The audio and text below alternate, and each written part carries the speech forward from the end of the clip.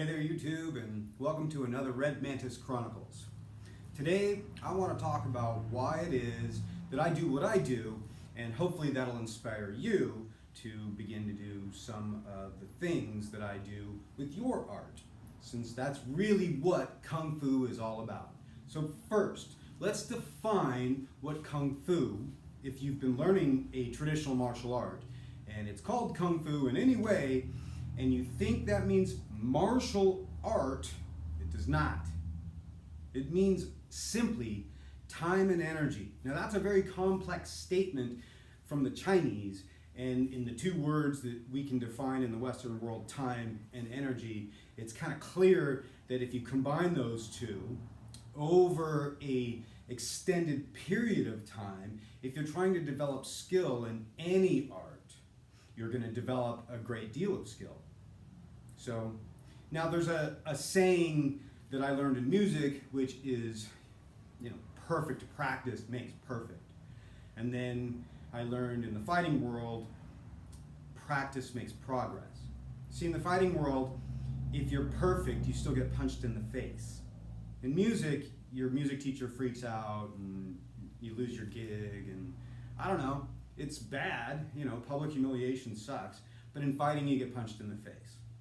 Pure and simple.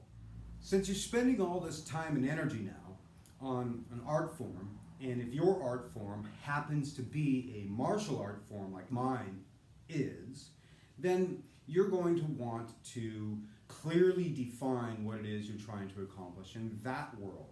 So when people come to study martial arts, they have a varied amount of reasons to do so. So what I'm doing as a martial arts teacher is clarifying what my mission is with this channel, but also trying to get you to understand the mindset of what drives a martial artist. So when I started this whole Kung Fu thing, my dedication was to the art itself, but also to the preservation of and advancement of a style of martial art that I found in a moment of good fortune, and then I studied for quite some time with one teacher, and then was mentored by some really excellent people in the martial arts world. So I was lucky, but in that, through the years, I have discovered that a few of the things that I was taught are largely ineffective. So from a historical context, you can continue to practice those things, and in some ways I do. But from a martial arts sense, I look at the development of fighting as something that has to be relevant to the time period. So if you're using a style that's 450 years old, and it doesn't include any of the things from this modern era, you're just foolish. So why I do what I do is, in fact, so that we can advance the Praying Mantis system. A lot of you Mantis practitioners and your teachers are practicing things that they're good. But let's be real. If you climb into the ring and you try to use some of the stuff that you've been teaching as super deadly, you're going to get your ass kicked by a guy that's not super deadly. He's just tough. He trained for 3 years at an MMA gym and then showed up to fight you.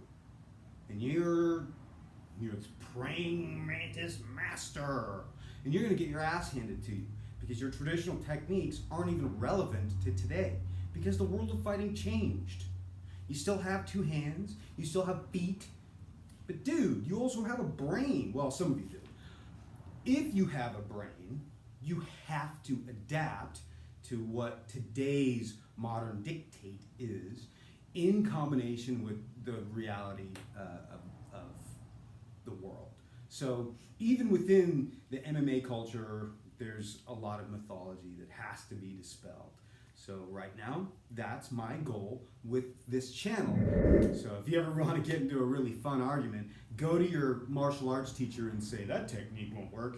And he's going to kick your ass showing you that it does work And then you'll be convinced and you'll waste another 10 years trying it until some guy who, again, learned a 1, 2, 3, bam, bam, bam, really fast. You're walking up, you're getting ready, and he goes, bam, bam, bam, and you're sitting down going, how come my techniques didn't work? And it's like, well, because you didn't move your head. Traditional martial artists, you don't move your head. You walk into punches all day long when you do forms. Your head doesn't move. Sorry. And that's why I do what I do, is because traditional martial arts are, quite frankly, irrelevant unless you adapt to today's world. Number one reason.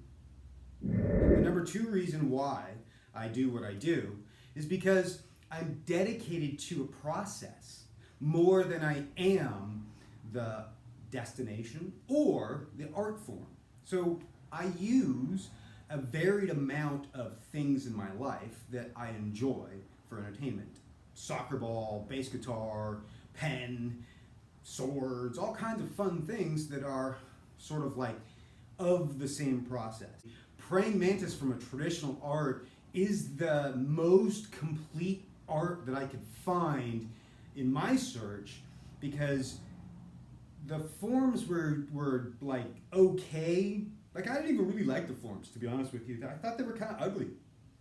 But the principles and the fighting theories covered 100% of what would be required for a martial artist to learn. Now, I was taught this by a man who had criticized my teacher, and that wasn't taken very lightly, quite frankly.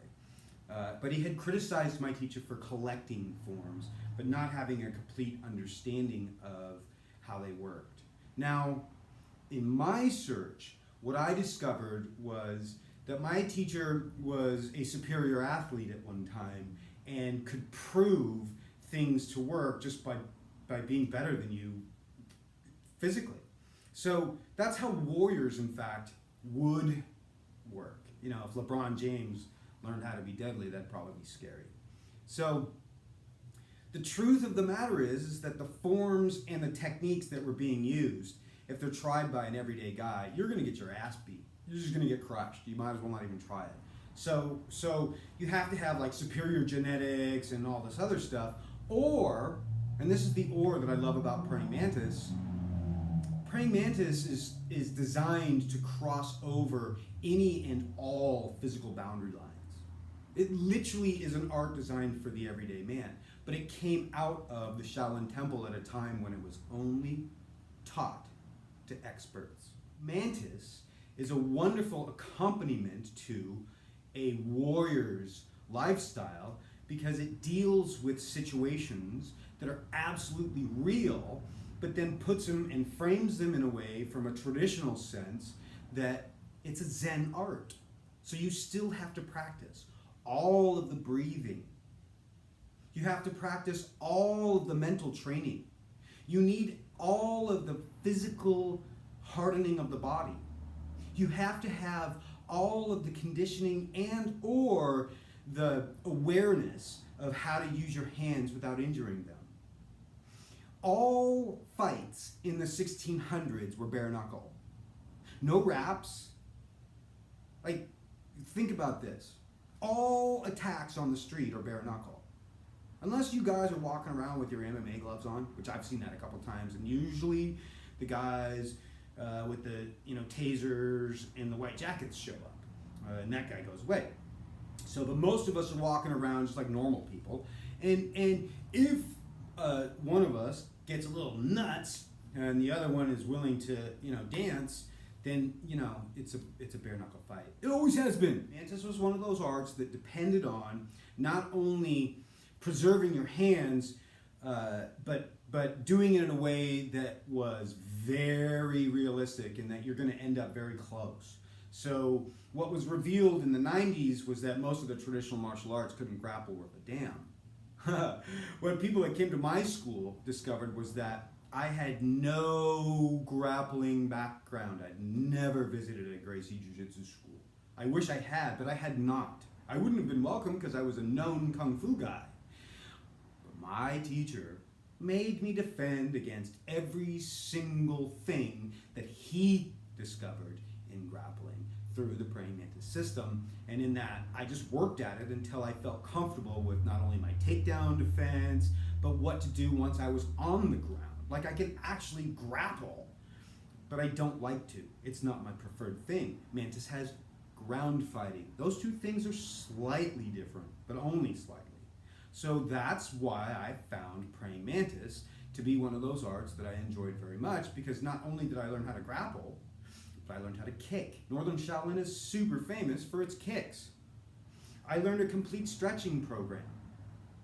I learned how to discipline my life around the art process such that I wasn't so concerned with the outcome as much, but more along the lines of practicing for the love of practicing. In that, I became a martial arts forms champion. Yay for me. You want to be a champion? Maybe you don't. Maybe you're just an everyday person that wants to learn self-defense. It's not hard to find a good self-defense teacher. If you're looking for something in your town, you have to visit the schools. I do what I do because I am dedicated to not only the process of understanding and learning the art of learning, but I also am dedicated to the art of praying mantis in a way that is advancing it forward through what I would consider to be my own interpretation. Thanks for watching. See you on the next video.